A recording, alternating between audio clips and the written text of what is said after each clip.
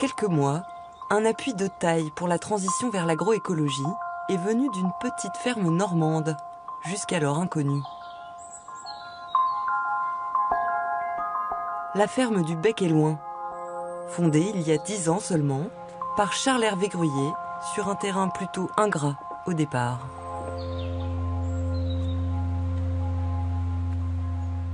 Ici, on est sur l'île Jardin, voilà. C'est un petit peu un fantasme de marin échoué à terre, d'avoir une île pour jardin. C'est à la fois un petit labo, et en même temps, c'est un jardin qui se révèle extrêmement productif, hein. Alors que le sol, à l'origine, était super pauvre. Notre grande fierté, si on doit en avoir une, c'est d'avoir réussi à créer ce sol, parce qu'on avait une quinzaine de centimètres de mauvaise terre sur un lit de cailloux.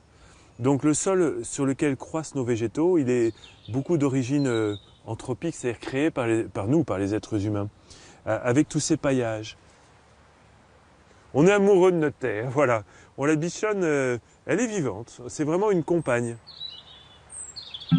Charles et sa femme Perrine n'étaient pas agriculteurs. Lui était réalisateur de films et elle juriste. Ils ont élaboré leur méthode en mélangeant les découvertes les plus modernes sur la microbiologie des sols à des techniques ancestrales. Alors le travail ici se fait complètement à la main. Mais on a des petits outils merveilleux de simplicité et d'efficacité. 12 rangs de légumes sur 80 cm de large.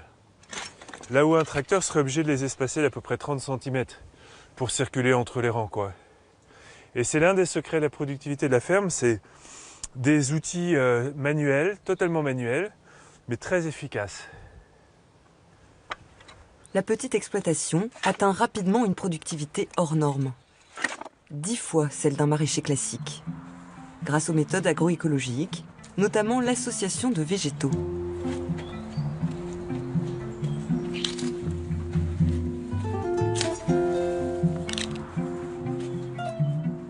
Donc par exemple, sur une planche comme celle-ci, on pourrait très bien implanter plusieurs légumes d'un coup. On mettrait en même temps 2 rangs de pommes de terre, un rang de fèves au milieu, et on implanterait le tout de mâche. Donc ce qui se passerait, c'est que dans le temps, on commencerait par récolter notre mâche, les pommes de terre et les fèves commenceront à sortir, on récoltera ensuite nos fèves, et à la fin, une fois que nos fèves auront terminé, on récoltera nos pommes de terre. Et on reprendra à zéro pour une nouvelle association, et on essaiera d'optimiser au mieux cette surface-là. Ils ne puisent pas les mêmes minéraux, ils ne puisent pas les mêmes nutriments, ils n'apportent pas les mêmes au sol, et donc forcément, ils s'apportent des avantages entre eux.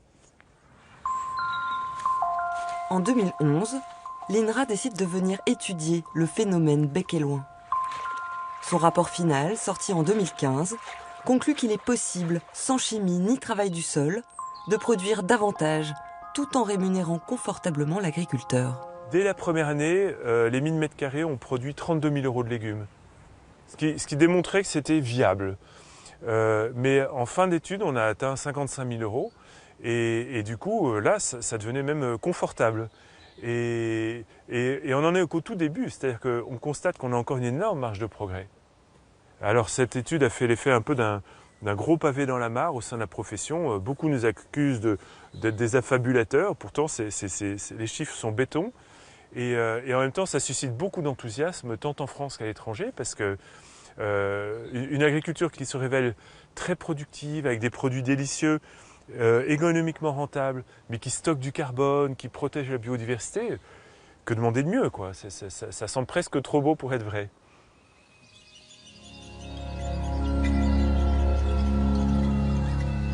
Aujourd'hui, la ferme du Bec et Loing est observée à la loupe par des chercheurs australiens, américains, brésiliens, qui viennent s'inspirer de ces pionniers.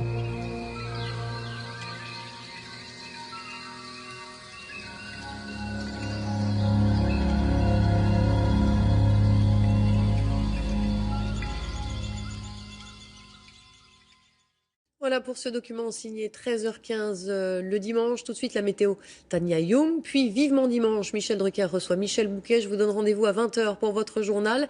Les invités ce soir, Omar Sy et James Thierry pour Chocolat, le film événement. À ce soir.